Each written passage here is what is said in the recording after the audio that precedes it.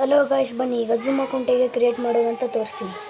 ಅದಕ್ಕೂ ಮೊದಲು ನಮ್ಮ ಯೂಟ್ಯೂಬ್ ಚಾನಲನ್ನು ಸಬ್ಸ್ಕ್ರೈಬ್ ಮಾಡಿಲ್ಲ ಸಬ್ಸ್ಕ್ರೈಬ್ ಮಾಡಿ, ಬೆಲ್ಲೈಕನನ್ನು ಕೊಡಿ, ಲೈಕ್ ಮಾಡಿ. ಓಕೆ, ಬನ್ನಿ ಹೇಗೆ ಮಾಡೋದಂತ ನೋಡೋಣ.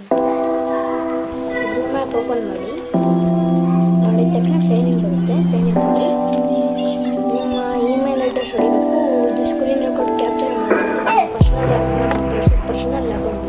ಪರ್ಸನಲ್ ಇಮೇಲು ಪಾಸ್ವರ್ಡ್ ಅಂತ ಕ್ಯಾಪ್ಚರ್ ಮಾಡಲ್ಲ.